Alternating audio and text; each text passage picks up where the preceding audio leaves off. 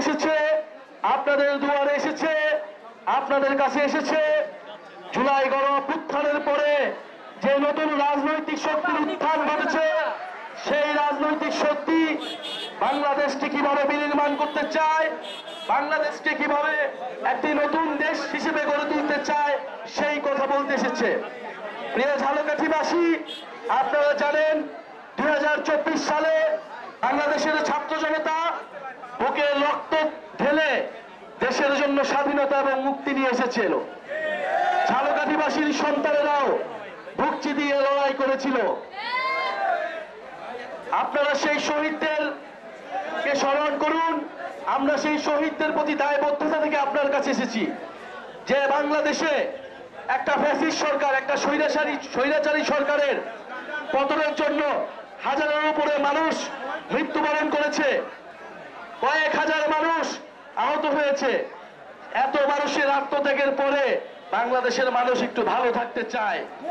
বাংলাদেশের মানুষ ভেবেছিল এত মানুষের রক্তত্যাগের পরে তার সমস্যার সমাধান হবে। আমরা বলেছিলাম একটা নতুন বাংলাদেশ লাগবে, শুধু আওয়ামী লীগ দেশ থেকে চলে গেলেই হবে না। আওয়ামী লীগের যে সিস্টেম, যেই দুর্নীতি, যেই চাঁদাবাজি, যেই মাফিয়ার সিস্টেম, সেই সিস্টেমকেও বদলাইতে হবে।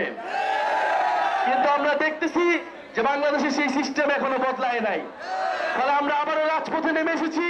আমরা আবারও আপনাদের কাছে কথা বলতেছি, আমরা আবারও বলতেছি আমরা রাজপথে আছি, আমরা রাজপথে থাকবো।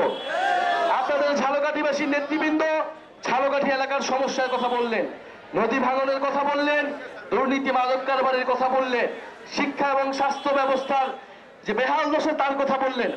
আমরা চাই এমন একটা রাজনৈতিক দল আমরা তৈরি করতে চাই, যেই দলটা হবে গণমানুষের দল, যেই দলটা মানুষের সমস্যা নিয়ে কাজ করবে, মানুষের পাশে দাঁড়াবে, মানুষের মর্যাদা নিশ্চিত করবে। আমরা কোনো চাঁদাবাজদের, সন্ত্রাসীদের, দুর্নীতি মাফিয়া ব্যবসায়ীদের কোনো দল হইতে চাই না। আমরা চাই যেই দল আপনার কথা বলবে, আপনার সমস্যার কথা বলবে এবং আপনার সমর্থনে যেই দল পরিচালিত হবে। জাতীয় নাগরিক পার্টি গণঅভ্যুত্থানের মধ্য থেকে তৈরি হওয়া সেরকম একটি দল।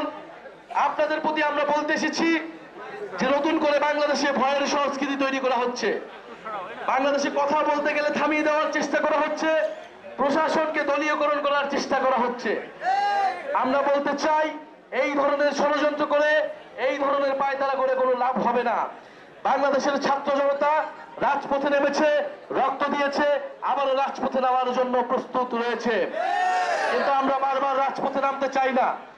আমরা দেশের ভিতরে বিভাজন চাই না। মতপার্থক্য থাকবে, প্রতিদ্বন্দ্বিতা থাকবে, কিন্তু দেশের স্বার্থে সবাই ঐক্যবদ্ধ হবে, এটাই ছিল আমাদের প্রত্যাশা। কিন্তু যদি জনগণের বিরুদ্ধে কেউ দাঁড়ায়, তাহলে তার সাথে ঐক্য করা কোনো সম্ভব নয়। প্রিয় ঝালকাঠিবাসী, আজকে আমরা অল্প সময়ের জন্য আপনাদের কাছে এসেছি, তাই হয়তো আপনাদের সব কথা আমরা শুনতে পারছি না।